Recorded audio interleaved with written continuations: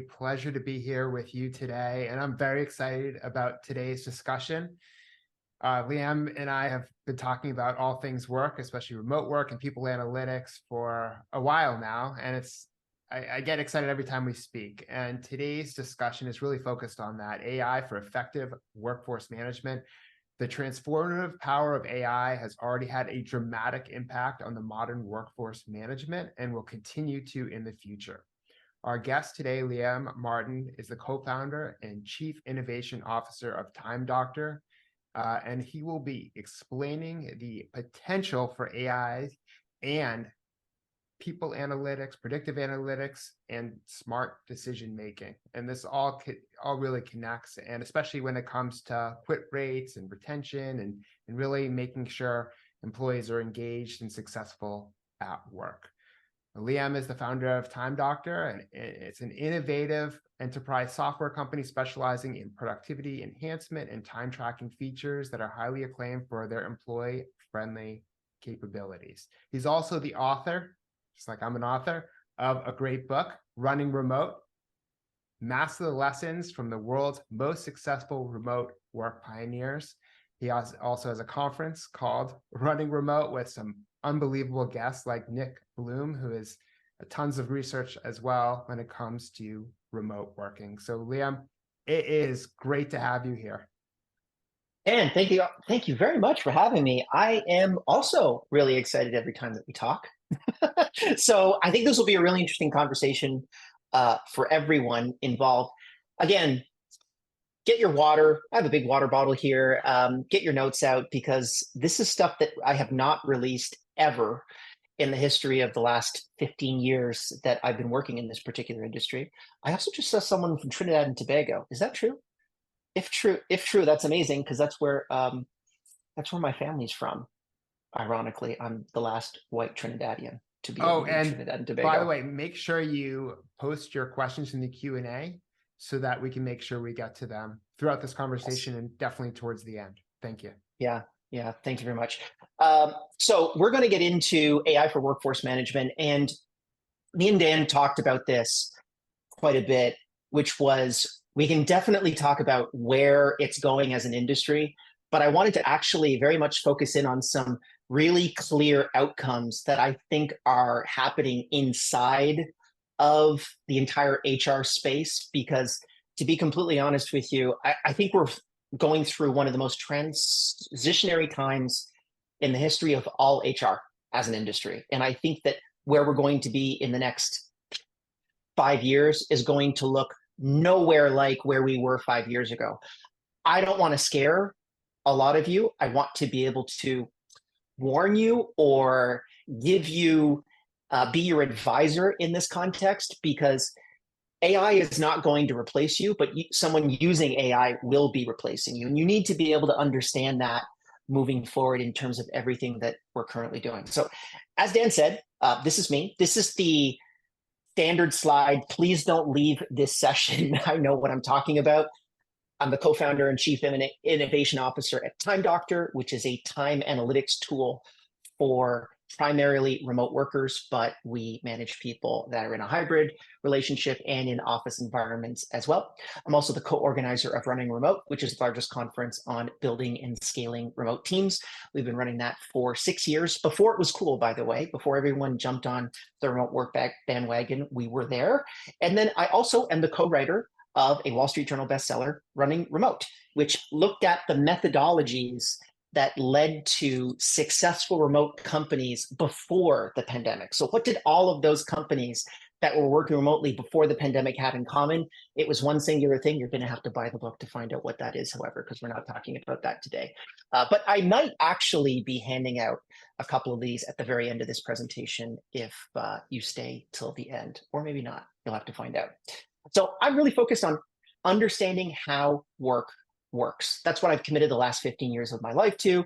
Before that, I was actually a academic, although a very bad one, that was focused on the sociology of work. So for me, this is easily the thing that I'm very passionate about, the thing that I'm up at 3 o'clock in the morning about, and also the thing that you can ask me a lot of questions about. So led me to writing this book, which people like Cal Newport said is a critical and much needed guide to thriving in the new world of work. We have people like Matt Kepnes, Scott Young.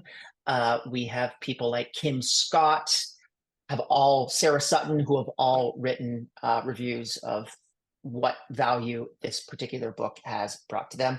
And I'm happy to be able to talk about that afterwards as well, if you're interested. We have team members in 48 different countries all over the world. We work remotely in a very specific way that has allowed us to be able to do that. And a major part of how we've been able to do that is through implementing AI in terms of workforce management. And I think the question that I was asking at the very beginning of or the top of the hour is really important to be able to reinforce again. How does our industry not just survive, but thrive in the age of AI?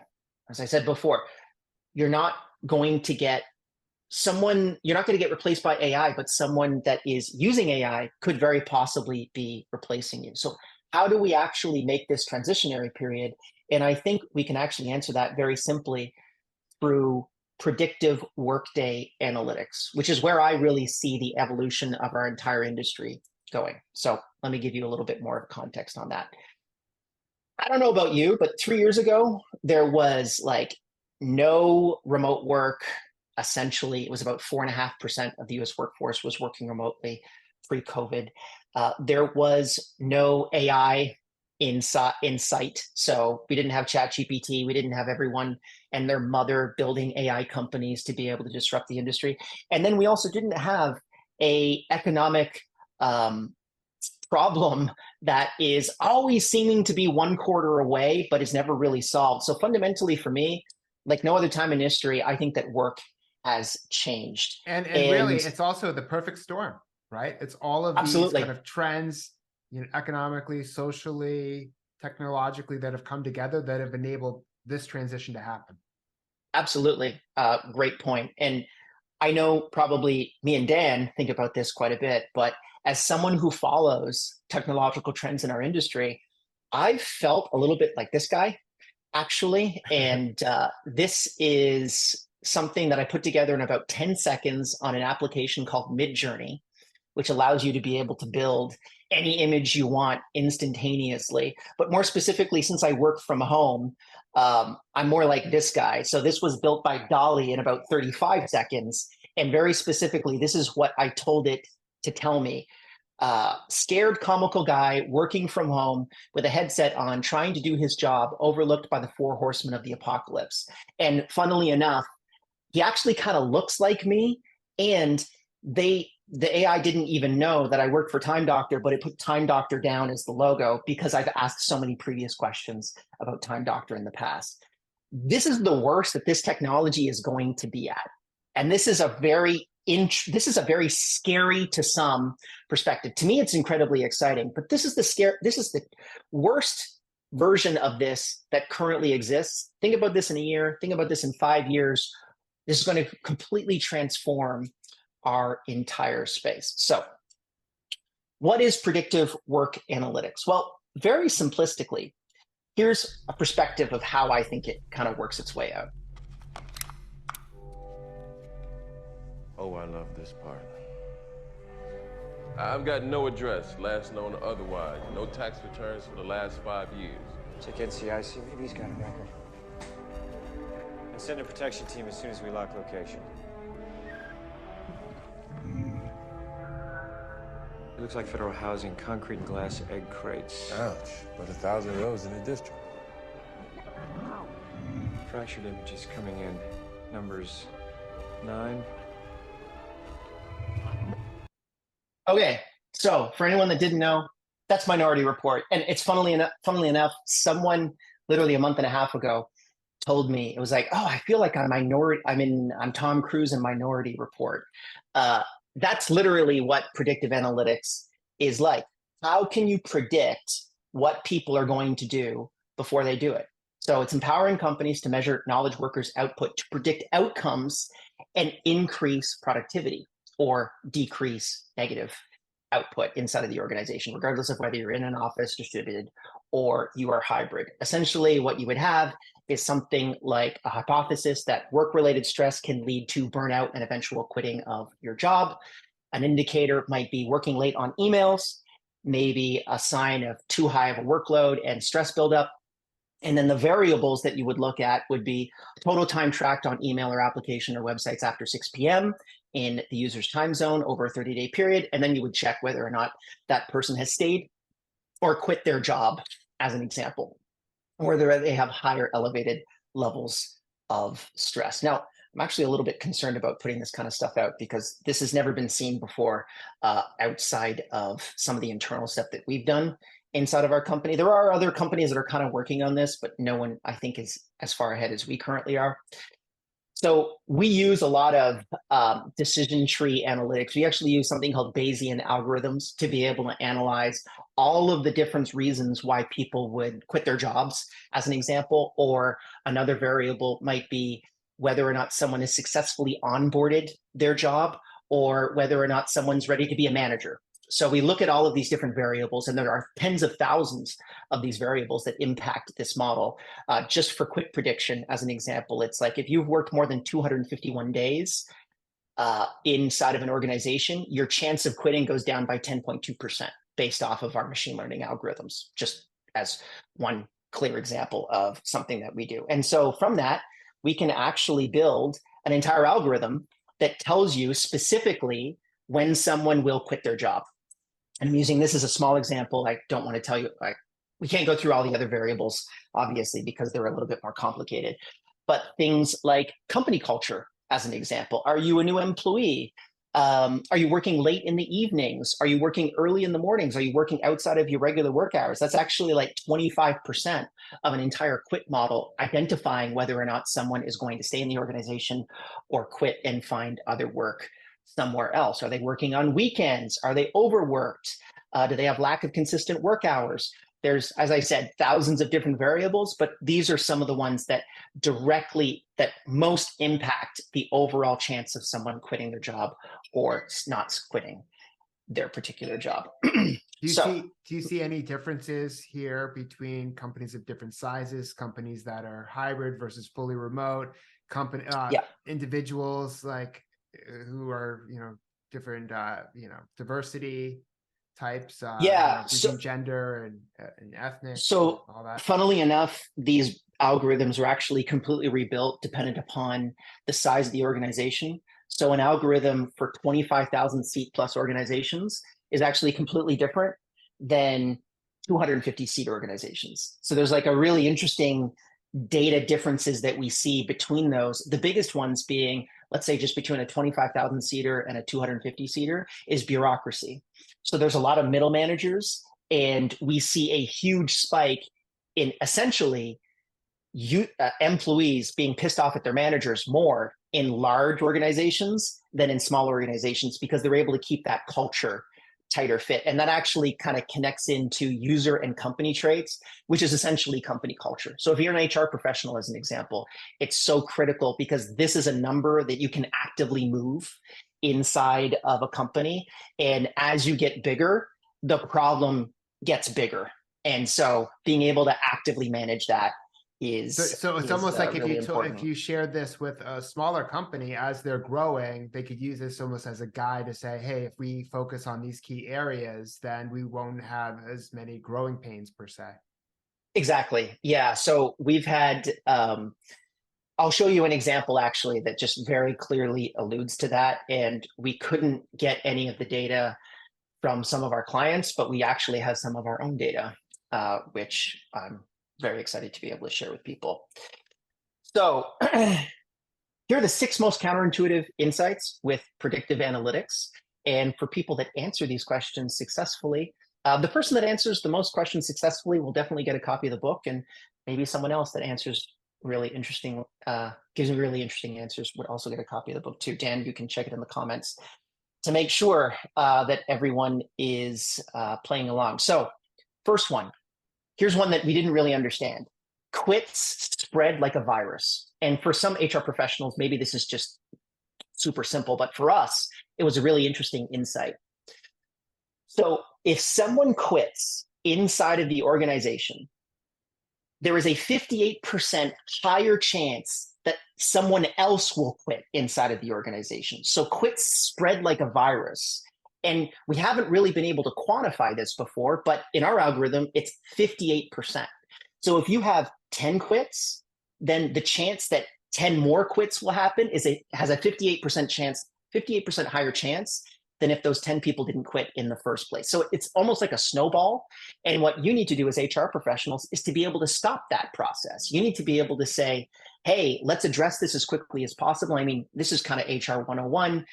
If you're going to let somebody go, if you're going to let someone go, you need to be able to just make sure that you let go of that person as quickly and as efficiently as possible without disrupting other team members. But no one really thinks about the quits in that same context as well. So this model shows that very clearly, actually, if someone wants to leave the company, giving them, let's say, 2 months to be able to move to their next stage in their career is probably not the right decision to make. In reality, actually, you might want to cut that down as tight as you possibly can. Like do 1 week, do a couple days if you possibly can, because we've actually identified that the faster that those quits leave the organization, the lower this chance of quits. Do you think it's like a few things with this is like, do you think it's people feeling like, oh, like I could be next, so I should almost quit to save myself from getting fired? I should start looking for my next job. I see two of my, coworkers leaving. Or do you also think it's like, there's a certain amount of work that needs to get done, and as people are quitting, there's fewer people doing that same amount of work. So burnout, like you were saying before, kind of shoots up, and then those people just end up leaving as well. The unfortunate thing about an algorithm is those things could all be true, but they require a lot of qualitative research to be able to actually collect those types of responses. But at least now we have a pointing indicator to be able to identify like quits right after, let's say someone in your department quits and then 2 other people quit. I would actually pay very special attention to other people in that department right after that termination or that person leaving to be able to make sure that the rest of that department is doing well. Just in terms of HR, touching base with them, trying to see if they're frustrated, if they're overworked, if they're burnt out, those types of things. So you're absolutely right. Yeah, go ahead. That's a good comment. Also, people may feel that the person quitting knows something they don't know.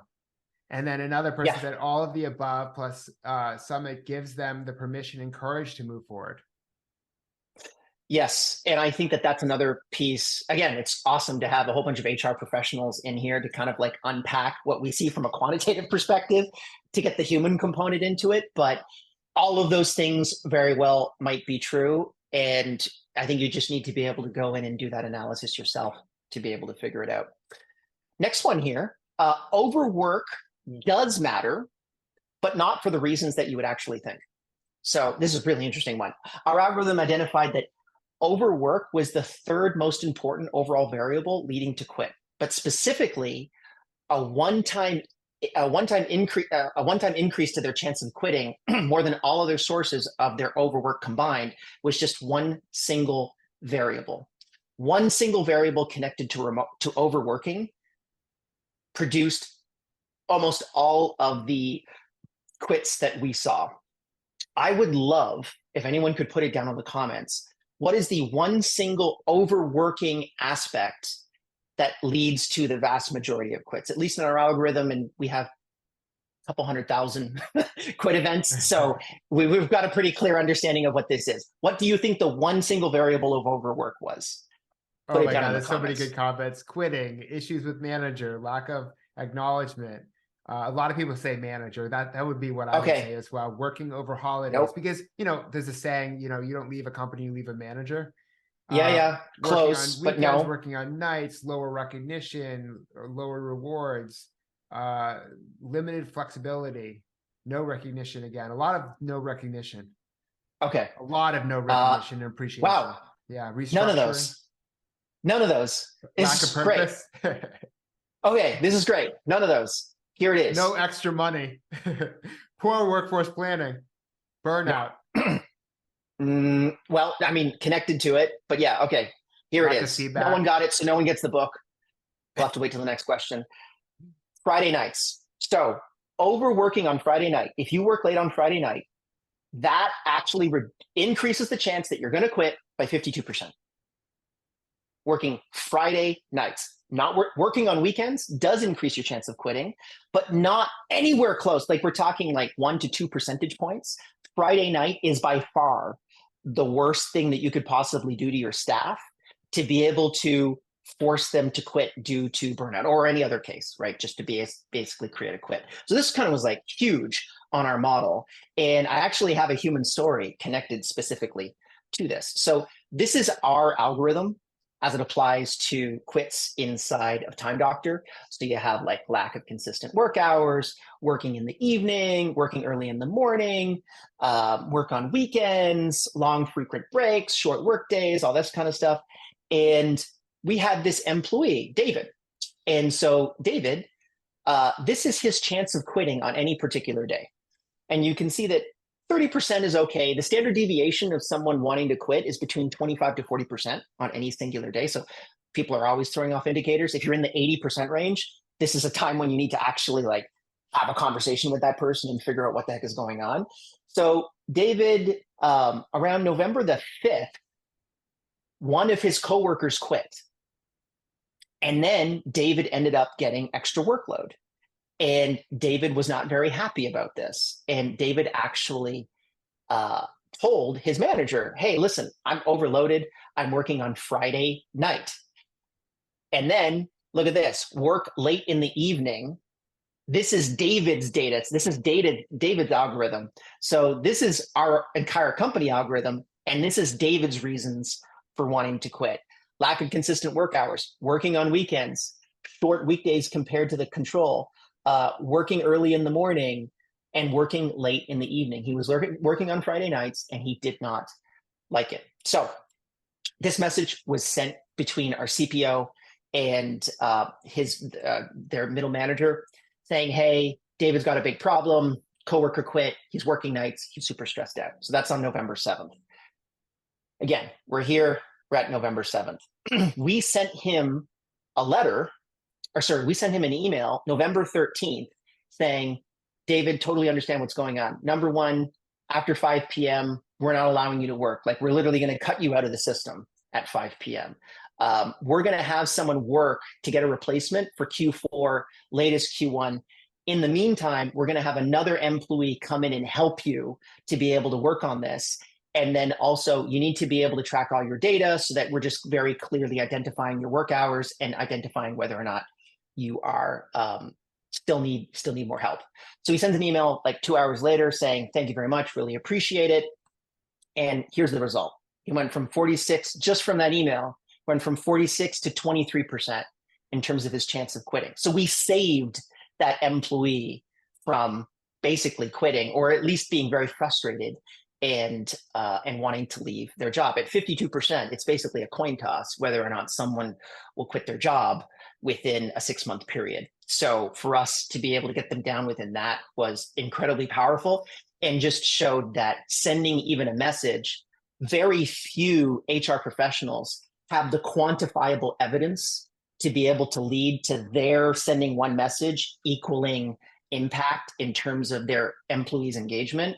And we just thought it was really cool. We have a lot of other stories for our clients, but we can't use theirs. So we can only use our data. Well, and the data is useful too, because it's sort of non-biased in the sense where you could show this as an HR person, a leader or professional, and say, hey, absolutely, like this is the cause of it. Let's stop doing this. And it really is a transformative thing for a corporate culture, right? And yes, you said, obviously, in a bad way, it could be more of a virus, burnout and people being unhappy and disengaged, but also in a positive way, it could spread good feelings if, there's a culture that supports employees who might struggle with burnout, right? Absolutely. So the big question I have is, have you ever laid on pay? So like we did a massive global study and we found that the two big things that are causing burnout is one is overwork, like working, for instance, on Friday nights, but also pay is another component. So if someone's getting paid more, are they more willing to work on Friday night and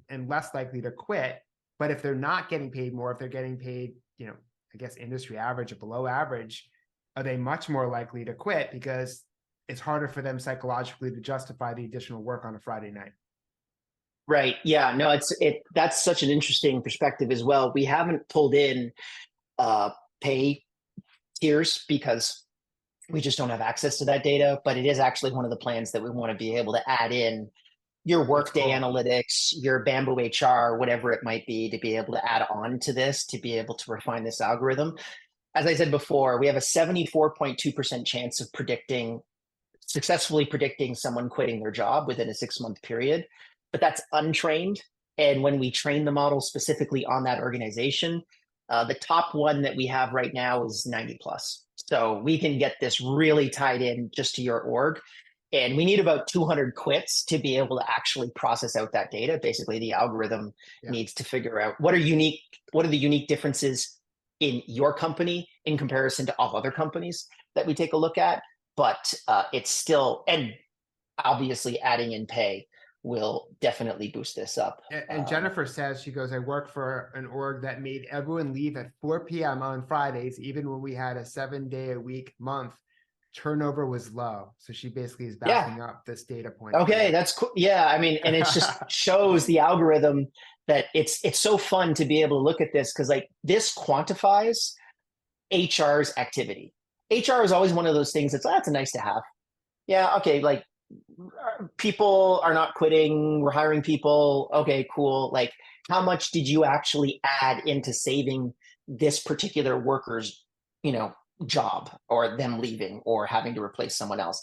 It's really cool to be able to have quantifiable evidence that essentially an email produced a 50% drop in someone's chances of quitting, which we're really happy that David is staying with us because he's really important to the company.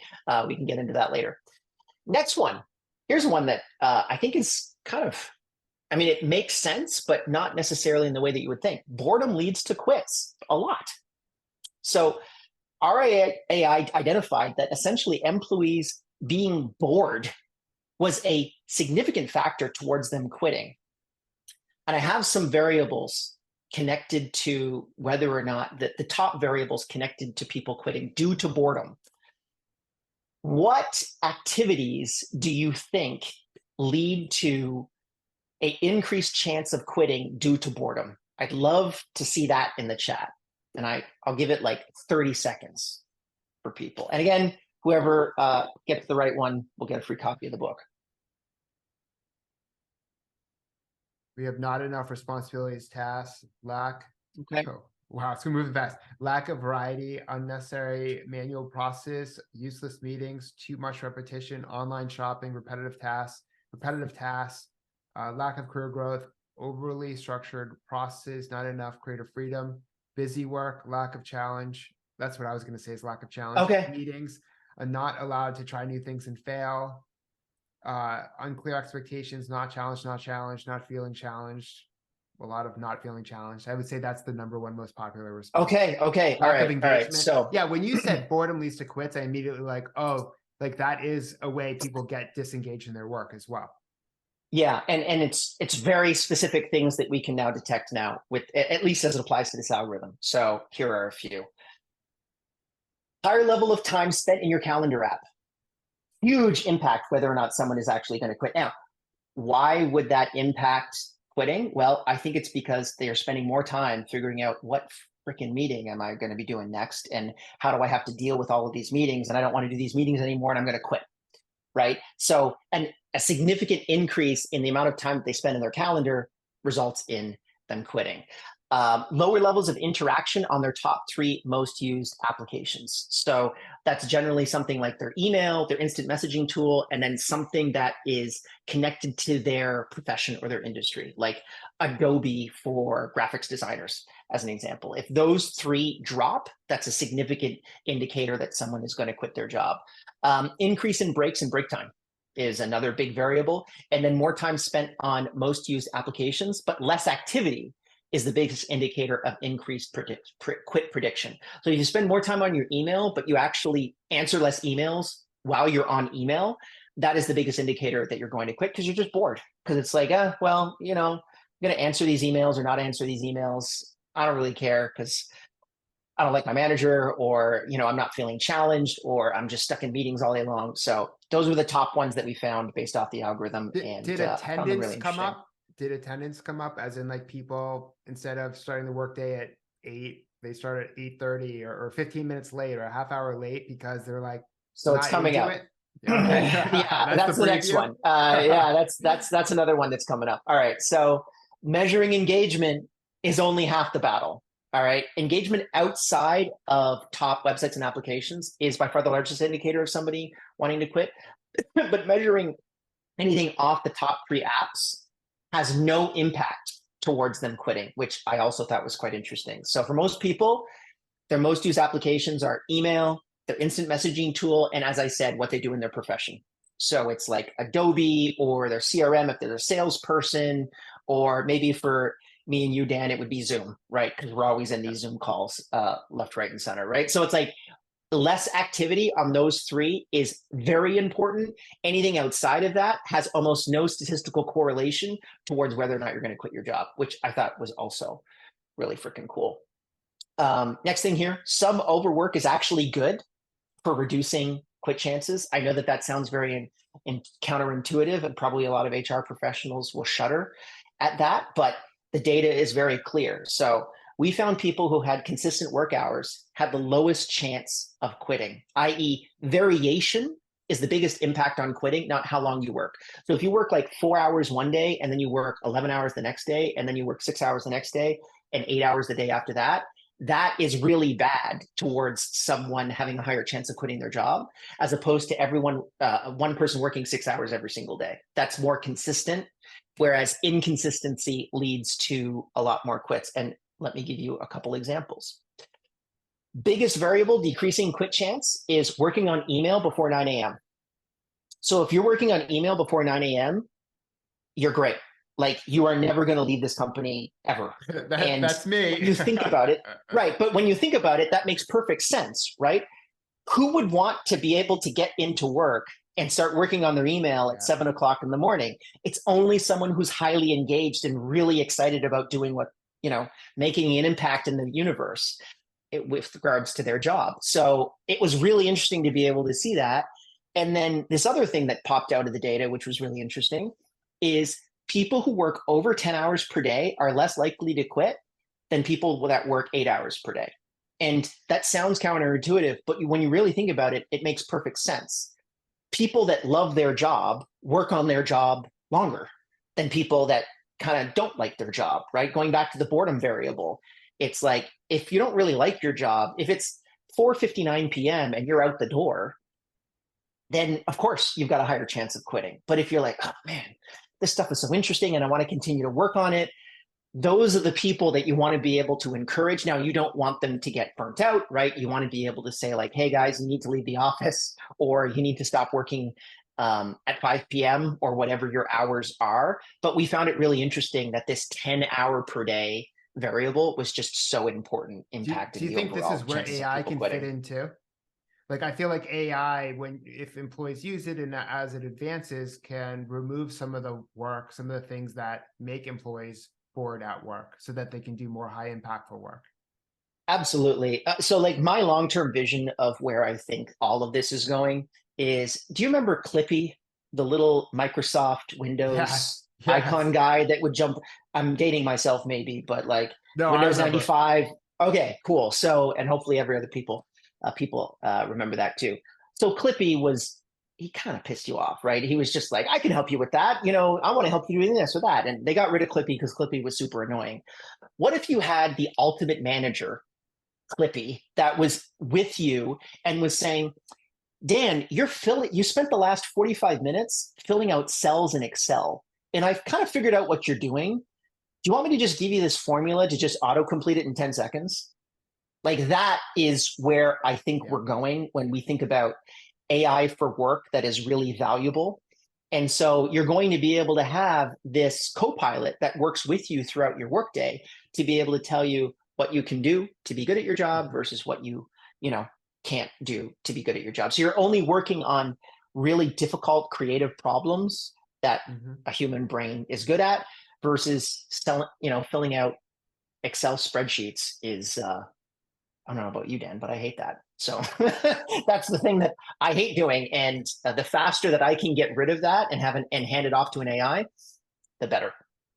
So next one here is newer tech has a huge impact on quit chances. So we rebuild our AI algorithm each month. So every single month, we basically rebuild the algorithm and we collect the new data because we get thousands and thousands of people that quit their jobs, and then we add that into the algorithm. And last month, we found that a variable moved from like the 1,000th most important variable to the 8th most important variable. And it was only because we just collected enough data to be able to really see its impact. You know what? I'll do another one for the book. If anyone can name what website or application that's relatively new that we've been talking about in this presentation, what do you think this website or application is that is so impactful? It's the 8th most important variable, and it didn't exist 6 months ago. People are saying Just name up ChatGPT, Slack, most are saying ChatGPT. We have one bar. ChatGPT. Google would be upset if they only saw one bar. So if a worker starts using large language models like ChatGPT in their job and then stops, it's one of the most important indicators that somebody is going to quit their job. It's the 8th most important indicator that they're going to quit their job. And again, this just kind of connects back to their passion and engagement of this particular position. They're saying, hey, you know what? We can't actually, am I interested in the future of this organization? Am I interested in this business? Right? Maybe I'm not. This is something that is just so interesting for us to be able to see, that you need to also analyze this data literally month by month, week by week, because there's so many new pieces of technology that are coming in that are impacting the successes or failures of people joining or quitting their jobs. So those are the 6 most important ones that, or at least the most counterintuitive ones that we came up with. I would love to be able to get everyone else's perspective on where it's at. If you want to test this out, you can go to timedoctor.com to be able to test it out. We actually have a beta program. So this quit prediction algorithm is connected to our beta program that we have rolled out over the last year and a half. And we have all of these cool things, not only quit prediction, but we have onboarding prediction, we have management prediction, and a bunch of other really cool things like benchmarking across your industry. How are you doing in comparison to other agencies or other HR professionals in the space? So if you're interested in checking that out, just go to timedoctor.com and sign up, and we'd be happy to be able to take a look and help you out. But other than that, I'd love to turn it over to some questions. If anyone else has any questions about where we're going.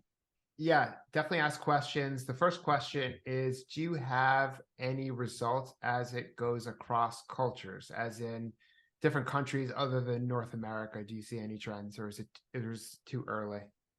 It's too early to tell, but we do Any have hypothesis? Oh, yes, I do have a lot of hypotheses connected to that. I would say there's a couple books that are written on this particular subject. The biggest one is on the tip of my tongue. The author spoke at Running Remote a few years ago. But essentially, I would probably say when we look at our data, the hardest workers are usually people in Southeast Asia. And we're seeing generally longer work weeks coming from that area in comparison to other markets. So that definitely has an impact on the data. And we would probably build a separate algorithm specifically for that particular space. We did add in remote versus work from home. And we found some interesting data based off of that. Essentially, the remote workers' work week was 11% longer than the in-office worker, but you have to also account for commuting inside of it. So it is a longer work week. However, if you work in commuting into an office environment, that's not something that we can actually account for inside of Time Doctor. So that was an interesting insight as well. And just the way that data flows is completely different from the way that in-office workers work. Essentially, a lot more Zoom calls, obviously, to be able to add into the remote worker versus the in-office worker, but then also a lot more distractions in the office environment. So we found that the amount of time that people were consistently in the zone working was much lower in an office environment than it was when people were working from home. So like someone could just sit on their word processing tool for 2 hours on average, whereas an in-office worker would be sitting on it for an hour and a half. Makes sense. Any thoughts on how AI use during work will be monitored and regulated in the coming years? I think that it's going to be a opt-in, not opt-out model. So my perspective is that we're going to really see, definitely we're going to see these metrics become more prevalent, particularly as it connects with remote work and hybrid work. And as I think we've talked about before, we've talked about this, Dan, but there's a significant chunk of the US workforce that is working from home at least a few days per week. You need to be SOC 2 compliant, PCI compliant, HIPAA compliant to be able to make sure that if you're working with banking information, as an example, that that terminal is secure and that someone just walking through your kitchen can't just like grab my bank account information and steal all the money out of my bank account. So we're going to have that just for security. I think on the productivity side, that's where there's a huge opportunity to be able to do things that we wouldn't have otherwise even thought possible 5 years ago. The kind of stuff that I just reviewed here as the tip of the iceberg. Again, this technology that I just showed you is the worst it's going to be, right? Like we're going to get much more precise models. Not only us, but everyone else in the space is going to get a lot more precise. So I think it's really going to come to kind of like a virtual HR AI professional that's going to work with you to be your coach to say, how can I make sure that you don't get burnt out in the work that you're doing, that you find it interesting, engaging? It could detect specifically when you're kind of done with working on one project, as an example, and suggest something else that you do inside of the organization. I see this coming down the pipe probably within the next 5 to 10 years for sure. Utilization is going to be huge. And, you know, even at the highest levels, I mean, countries are having discussions about AI use, right? Because Yes. at the highest level, they're like, we don't want this to have a negative impact on mankind. I think there's like, you know, at least a dozen top countries that are in discussions right now. Plus you have, you know, major cities like New York that are trying to figure this out. And so it's a really, really big issue all the way at the top. And that will, you know, we'll see more of that, I think, in 2024. We have Absolutely. Another question. Any difference in quit rates and insights between remote versus hybrid? And I assume that they mean fully remote versus, you know, obviously hybrid, Yes. one or more Yeah, days so in the office. we have run that split, and we've analyzed, I believe it was remote, but included significant hybrid. So the way that we built that model is we basically said, if you spend like 1 day in the office per week, we're going to actually call you remote. We're going to put you in the remote bucket. And then if you're spending the majority of your week in an office, we're putting you in the office bucket. And we found between remote and in office, remote had a 48% lower attrition rate than their in-office counterparts. So like pretty huge. But this data has already been clearly, like this has been laid out by people like Nick Bloom, Raj from Harvard. They've all very clearly stated that when you work from home, your chances of quitting is significantly lower than when you work in an office, but this just reinforces that thesis. Yeah, And that also can be like negative and positive too. Yep. Go ahead, Dan. Yeah, I've worked fully remote for 11 years or almost 12 years, and my wife works fully remote. And so, you know, I think it's something like 18% of positions in the US are fully remote. I believe that's the last stat I saw. And part of the reason why she would stay with her company is because to find another company right now, again, like everything's still being sorted out, it would be very difficult. And that the benefit of fully remote is worth more to her than maybe a pay increase of, you know, a certain percent, right? So Yeah. I think that's another variable when it comes to that as well. Absolutely. There was a study from Buffer on the state of remote work report that they do every single year. And take this with a grain of salt because the data set is obviously people that are excited about remote work, but they identified that 50% of the people surveyed would take a $20,000 pay cut to be able to continue on with their remote job, which is pretty crazy when you think about it. I don't think that's applicable to all workers everywhere, but you need to be able to keep that into consideration if you're working on your return to office, documentation. Are you thinking about hybrid versus fully in office? To me, the ability to be able to be open in your flexibility is probably the most important variable towards success. And there's, as I think we were talking about before we jumped onto this call, Flex Index from Scoop actually has some really good data on that, showing that the ability to be voluntarily hybrid is actually the best of both worlds. So you get the workers coming back into the office to be able to build their culture days, but they're not necessarily forced into must show up on Monday or must show up on Friday. Those are the ones that had the highest employee net promoter score.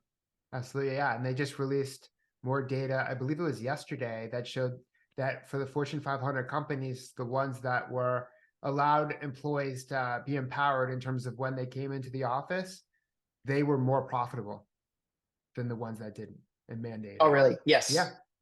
Another question is, do you have predictive data for engagement? Like, what are the key predictors of engagement and disengagement? So lack of boredom, essentially, which was, as I said before, using their calendar app a lot, not using their top 3 applications.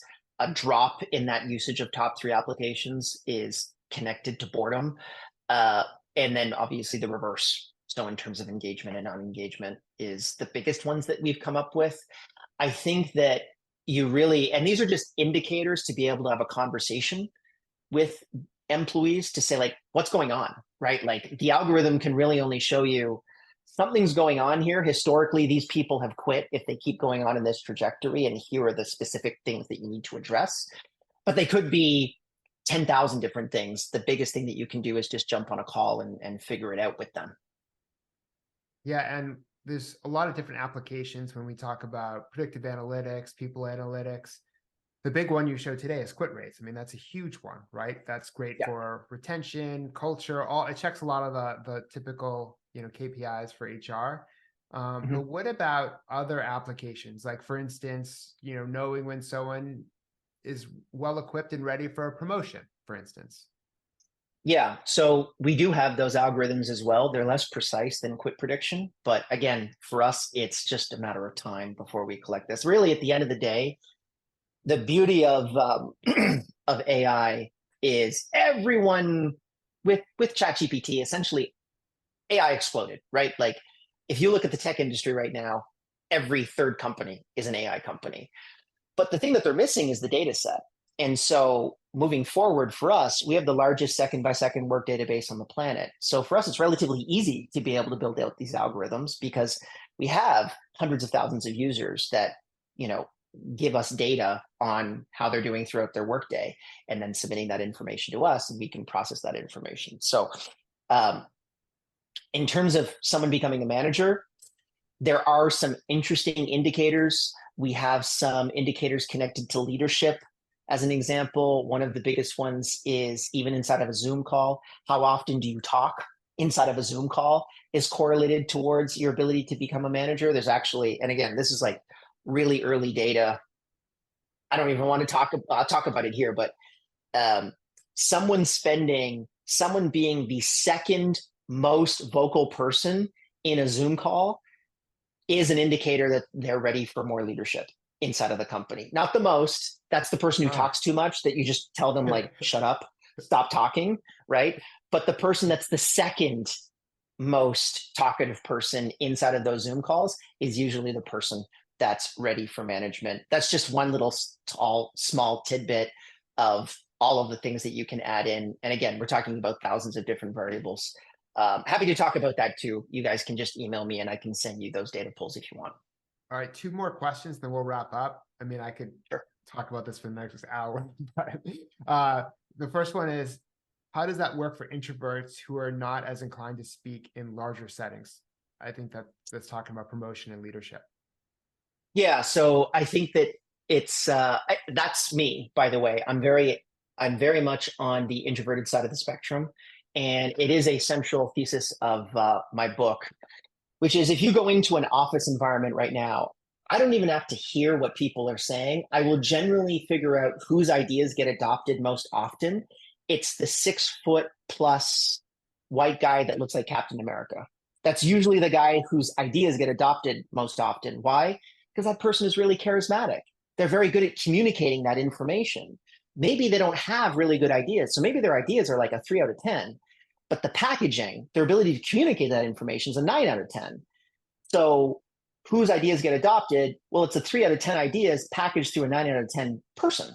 And so asynchronous management, which is the thesis of my book and why I think most remote companies succeed, is that when you remove those variables, better ideas have the ability to be communicated more effectively because they're not packaged through these Captain Americas, as I like to call it, inside of organizations that are incredibly charismatic, but maybe don't have necessarily good ideas. And if you're a Captain America and you're kind of pissed off at me right now, listen, I love Captain Americas. Our entire sales team is filled with them.